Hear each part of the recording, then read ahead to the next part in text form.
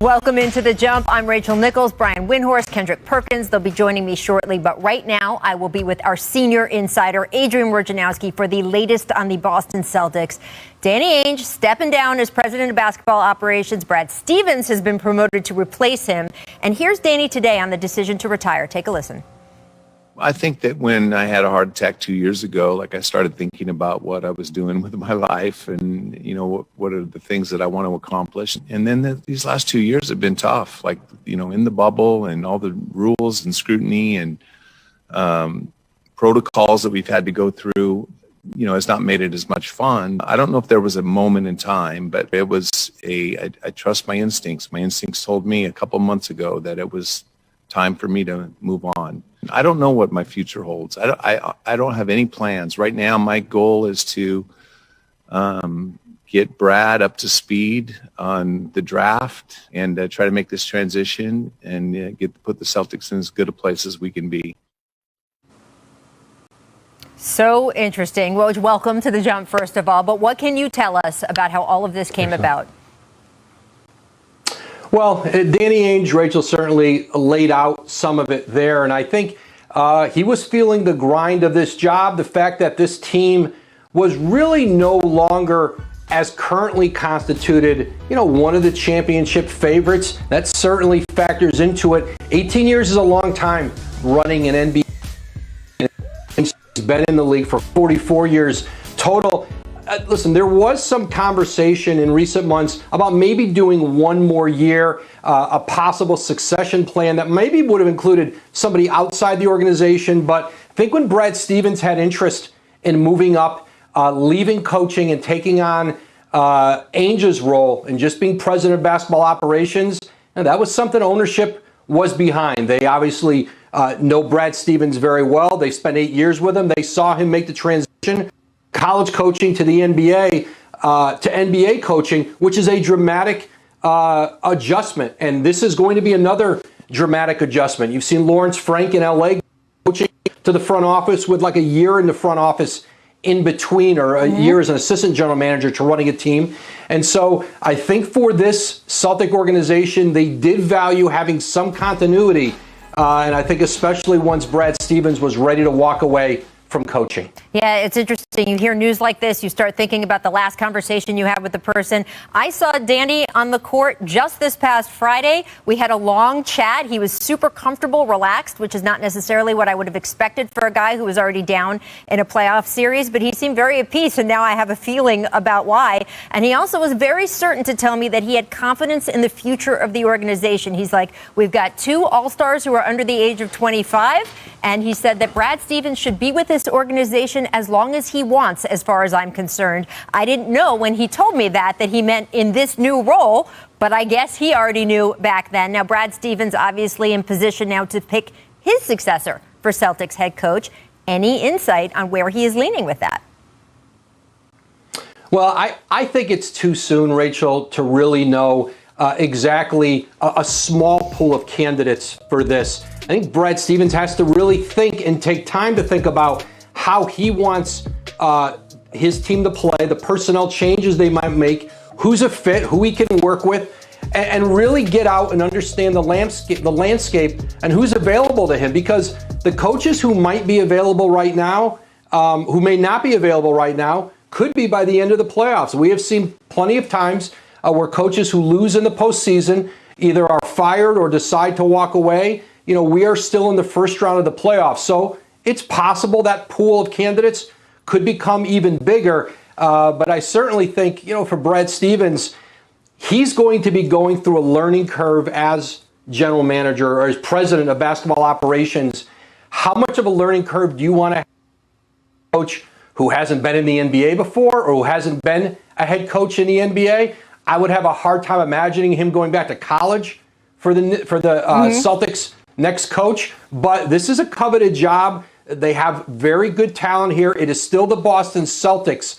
And I think this is going to be a job where there's going to be a lot of interest in it. And I think Brad Stevens and the Celtics have time now to really go out, get to know some people, spend time with people. They don't have to make a quick decision here. Well, they have the opportunity to do more than just the same old candidates. And I know there's a lot of Celtics fans and people around the NBA who hope that they really do that kind of search. Now, lastly, Woj, because apparently all institution-changing news must break in the same couple hours, we also found out today Coach K will step down at Duke after next season. Why was this the right time for him? Well, he's going to turn 75 next year. Certainly, you've seen a changing of the guard in college basketball. Roy Williams just retired. And, I think certainly for Mike Krzyzewski, you got to decide how much longer you want to do this. And I'm told that John Shire, his associate head coach, will be the coach in waiting. They did very quietly here in the last few weeks a coaching search with their new athletic director, Mike Krzyzewski. And they talked to coaches like Tommy Amaker, and I think some coaches who had some Duke ties.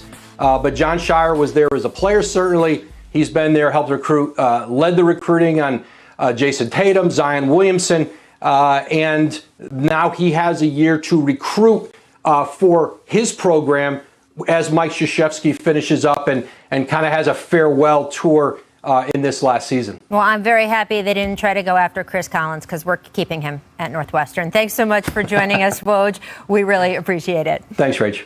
All right, so as we dig in here a little bit more on the Celtics and Brad Stevens taking over for Ainge as president of basketball operations, Stevens spoke earlier today about his new role. Take a listen to this.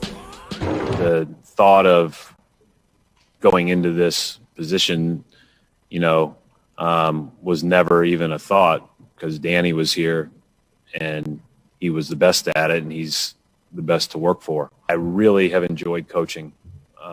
I loved coaching, and I've loved coaching the players both at Butler and here. But this is the new challenge, and this is what we need to do to hopefully be even better. And, again, I think a big part of that is hopefully I can use my experience as a coach to help not only find a coach, but be a good, supportive, empowering person like Danny has been to me of a coach. All right, I'm now joined by our insider, Brian Windhorst, and former champ with the Boston Celtics, Kendrick Perkins. So let's start with you, Perk. What was your reaction to all of this news as it was breaking today? Well, it wasn't surprising to me about Danny Ainge. I talked to Danny Ainge. We have a very close relationship, and I talk to him at least 2 times a week. And it's not about basketball. Every time he calls me, he keeps me on the phone for an hour and a half, 2 hours, talking about life, talking about his grandchildren, talking about his children, how he loved being around his family. And over the last 2 years, as we started having those conversations more frequently, I started realizing, I said, Danny is going to retire soon, or he's going to walk away. You could just tell he was leaning in that direction. Now, as far as Brad Stevens, for us taking over the front office job and taking over Danny Rowe, that was surprising to me. I wasn't surprised that he stepped down as a head coach, because I could, as covering the Boston games late at night, working for the Boston Network, you started to see that it just wasn't a connection there with him and his stars. The camaraderie wasn't there. And I pointed that out a few times. So Brad moving up to the front office job, I think is great for the organization. Him finding another coach, which I think it should be Sam Cassell, just my humble opinion, a guy that won the championship there with the Celtics. I like that move. So now it's just in Brad's hand, but he have to be very, very careful, Rachel, on who he chooses as the coach, because we all know that Boston fan base is real harsh on the decision making for us bringing someone in to lead the charge. I'm going to be a little coarse here because I just want to get straight to the point, because I know that Danny had a great career. The last 4 years, the Celtics have underperformed out of their front office.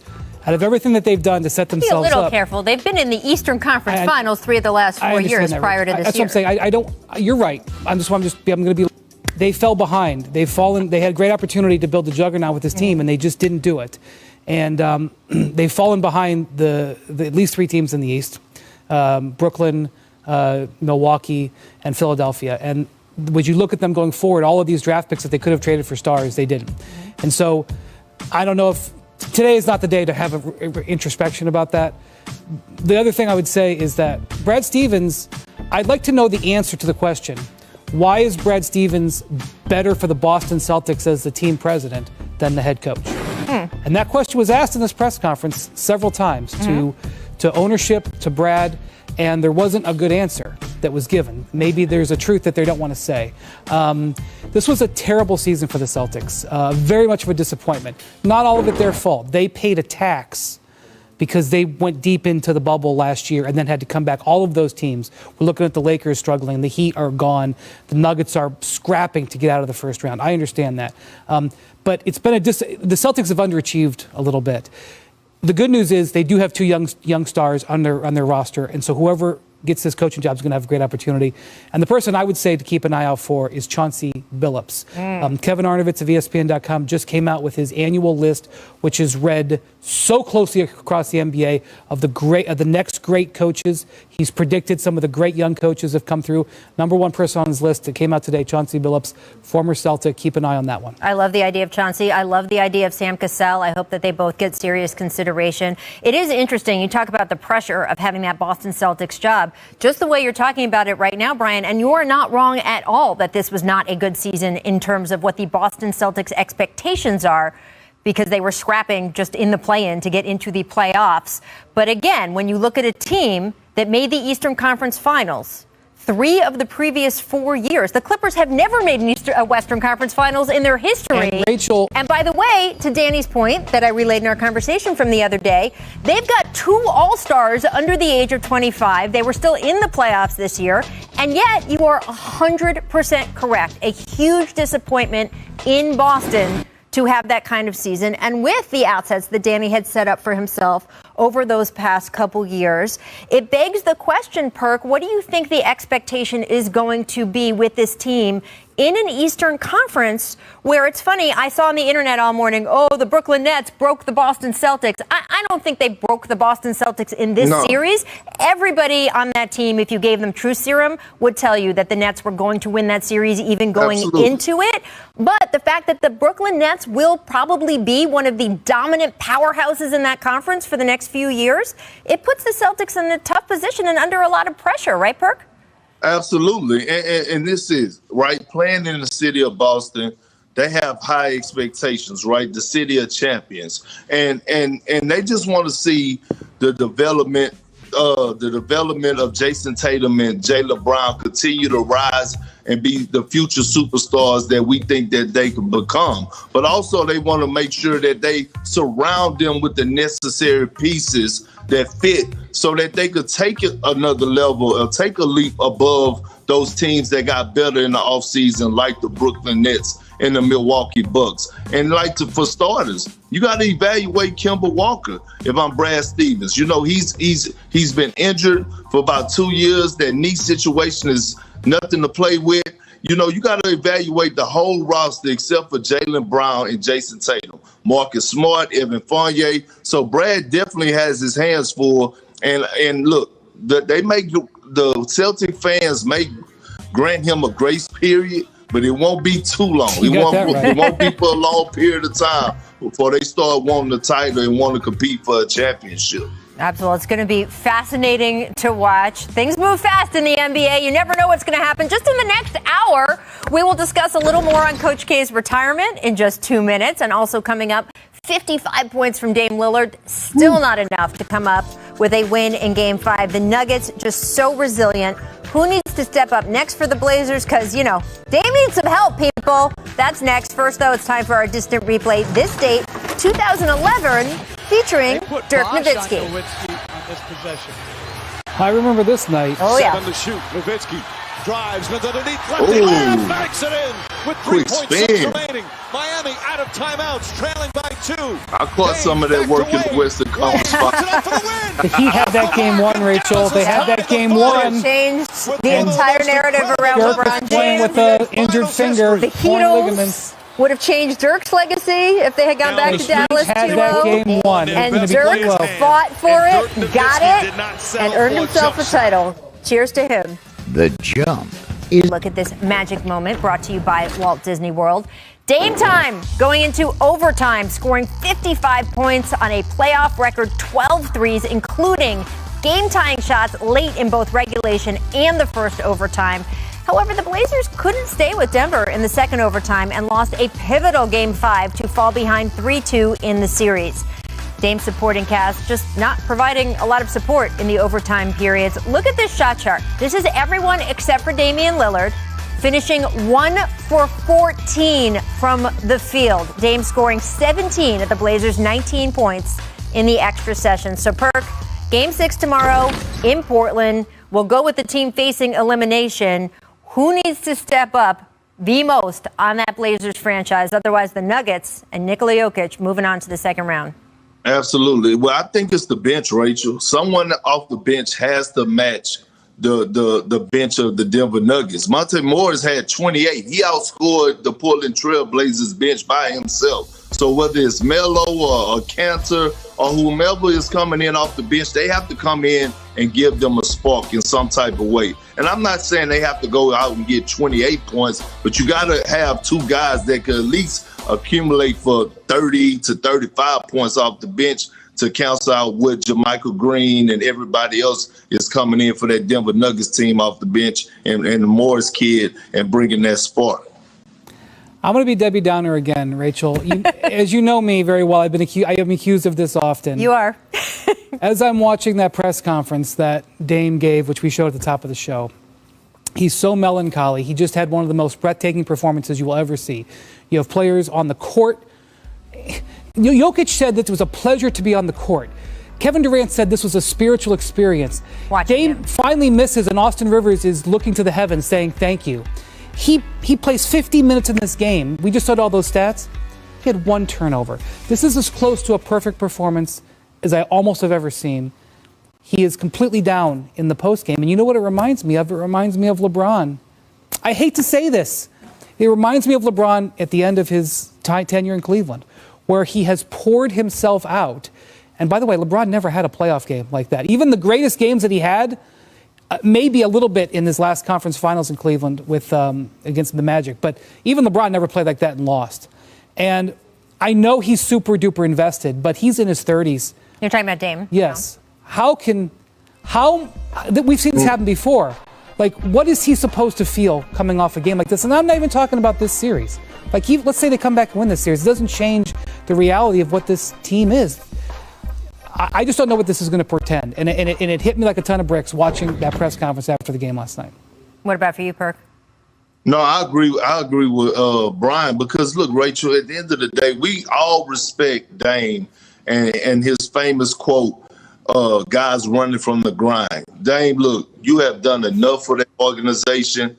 At the end of the day, the only thing left for Dame to do is two things, right? Win them MVP and win the championship. But like Brian said, he's getting older. So at the end of the day, and I was saying this, if the Portland Trail Blazers don't make it to the championship this year, that duo between him and C.J. McCollum, they're going to have to decide upon it and decide what direction they're going to go in, because it's been 8 years now. Like, at the end of the day, I want Dame, and people were saying it, Dame deserves better. And he does. Like, go somewhere where you can win. No one will look down on you, because we watched you carry this franchise on your shoulders and on your back. So no one would be disappointed if Dame happened to go to the Lakers. Well, look, see, I'm just going to let that float by. That's what experience in hosting is. I'm just going to let that float. I will say this, though, that in this series, and let's bring it back to what's going to happen in this game tomorrow night, if the rest of the Portland Trail Blazers need some inspiration on how to step up, look across the court at the Denver Nuggets, because here you have a team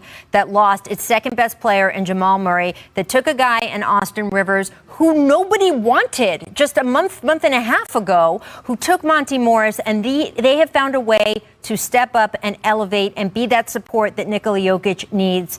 I was so impressed on all sides. I thought what made that game so good last night was, of course, Dame was incendiary. But the way the Nuggets hung in, even after they kept losing leads, and the guys who were not big-name players stepped up and got it done. That's what the Portland Trail Blazers fans would like to see from their group. We'll have to see if that can happen tomorrow night. Let's switch over to the Lakers-Suns series. No Anthony Davis last night. And also, no answer for the Phoenix Suns. A Game 5 rout. LA scoring only 85 points. They're shooting below 35%. low marks of the LA LeBron era. James did not sugarcoat his team's performance post-game. Take a listen. We got our ass kicked. I mean, it's just that simple. They got to whatever they wanted to get to in this game, and we got to be better, obviously, if we want to force a game 7. I look forward to the environment. Obviously, our Laker faithful going to give us a lot of energy. I look forward to the moment. I look forward to the challenge and see what brings out the best of me and my teammates. All right, Perk, the defending champion Los Angeles Lakers now 1 game from an early playoff exit. LeBron never lost in the first round in his career. What is your faith in the Lakers' chance to rebound with AD status still up in the air for Game 6? Well, you know what? I got the ultimate faith in LeBron James because I believe Anthony Davis is going to play in Game 6. I believe the role players are going to play better at home, right, Rachel? And Brian, this is the problem, right? The role players did not perform last night. The Phoenix Suns role players, their youth core outplayed this veteran core. And I saw it from the start of the game when they ran the first play for KCP and he passed up a wide open 3-point shot. And in my mind right then I said, it's about to be held in the cell. And it was. The Phoenix Suns took off because, look, they're not shooting the ball with confidence right now. They scored 10 points in the second quarter. 10 points? I don't care how stellar your defense is. You cannot score 10 points in a playoff game in the second quarter and when you're missing one of your best players and expect to win the game. One of these role players or 2 of these role players have to step up like a Rajon Rondo and Dwight Howard did for them last year throughout the course of the postseason. Rachel, here's what I saw. I saw LeBron come out with the Heat eyes in that game. I'm going to do this, and he played that way for a few minutes. And then he saw how his team was playing. And maybe his strength in his ankle isn't there. And maybe because Andre Drummond and his team wasn't hitting shots and the Suns were packing the paint, maybe he's really fatigued from this crazy last year, maybe 100 different things. He figured by the end of this first quarter, it wasn't happening. And, I could just see him. I could see him say this wasn't happening tonight. And, it was clear when he walked off the court at the end of the game. It's like, okay, we're going to try this again. So the question is, tomorrow, here in L.A., in front of the crowd, when he goes back to the eyes, is there going to be enough help to do it? Is he going to be physically able to do it? Is he going to be able to lift his team? So far to this point, the answer has been no. I'm not putting it past him because of who he is, but he went to the gas last night and it wasn't there, and there's a dozen different reasons, and I just don't know how many of them are solvable, even if they somehow get through Game 6 and 7 the rest of the way here. Well, I will say the same thing I just said about the Nuggets-Blazers game. If the Lakers need to see what it means for other people to step up in the absence of one of their big stars, look across the court at the Phoenix Suns. Yes, Anthony Davis was missing last night. Guess what? Chris Paul missed part of that game last night. Chris Paul could barely move his arm in games 2 and 3 of this series. And yet you have seen the other Phoenix Suns players play their hearts out, even in the games that they lost. And that is what Lakers fans want to see from their club, especially because there is a little bit more of a ticking time element with LeBron and this Lakers team. People age, and I know LeBron James in the way he's been able to keep up over the past couple years, long past when other guys have seen their bodies and their game break down. But he is a human being, and we have already seen him being more injury prone these last couple seasons. When other things happen, like Anthony Davis gets hurt, or there's COVID and a bubble, other things come into play, and there's just not that many years left for a peak level LeBron James and the LA Lakers to win more titles. So every chance, every playoff game that goes by, the opportunity and the stakes feel so much bigger, and this game tomorrow is going to be just enormous for the franchise. All right, guys, it's an enormous day in the NBA, so we have even more coming up on this show. The Nets-Bucks second-round series officially kicking off this weekend. We will preview that as Chris Bosh joins The Jump.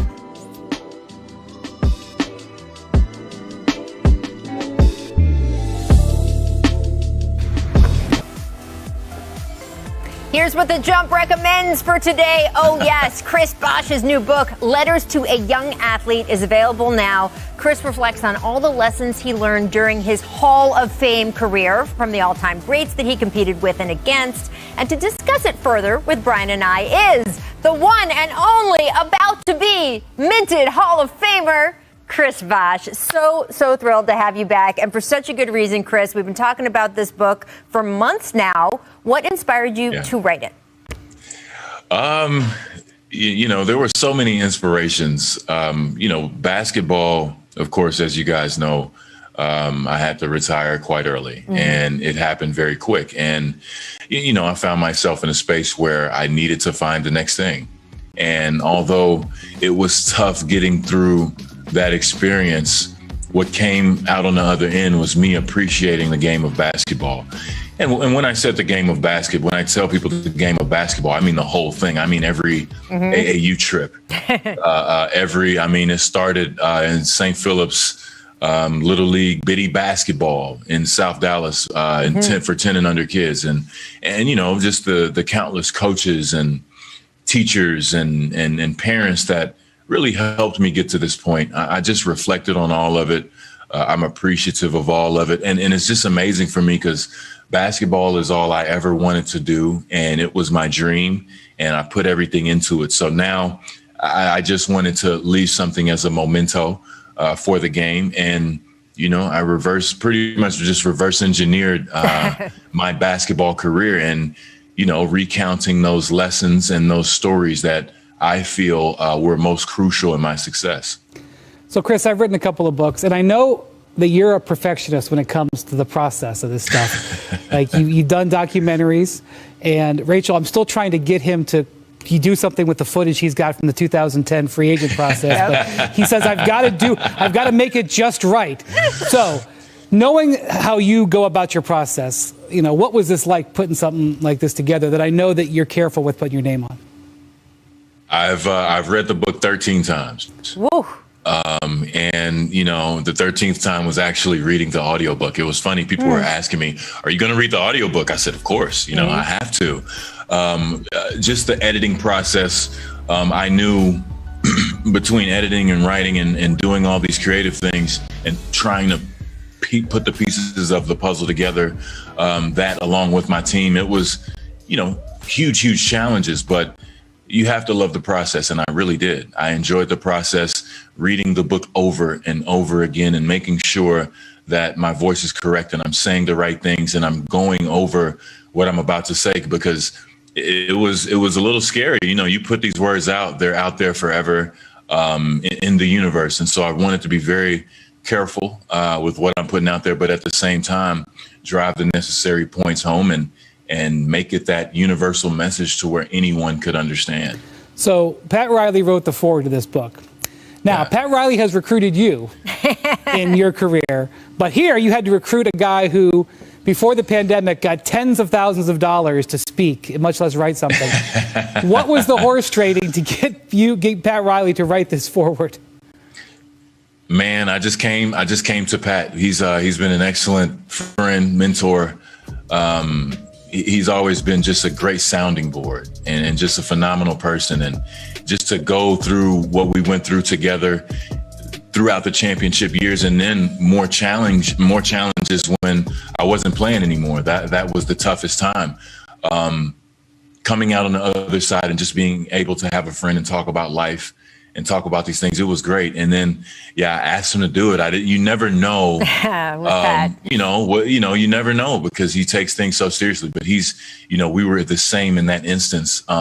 He went above and beyond what I thought he would do. I mean, it was touching, what he wrote in the foreword. And I mean, it was like one of those things where we kept calling like, hey, Pat, you got you got it. Right. Yeah, I'm working on it. But then, he comes through in the last moment. I think it speaks to the class of both of you, Chris. I know that when your career ended, there were some difficult questions about your health. You and the organization weren't always on the same page, but you and Pat treated each other with such respect throughout that process, and to this day, again, says who you are to the public. I want to get you on one of the biggest series of the playoffs before we let you leave. Bucks Nets is going to be a crazy second rounder. What are your expectations for how that series is going to go? It's so fascinating. Watching the Bucks all year, I felt all year that they're in that weird position where nobody believes you can do it. You have to have that strong work ethic with the team because people are going to throw the dirt on you while you're down. But they got better, and they seem to be peaking right now.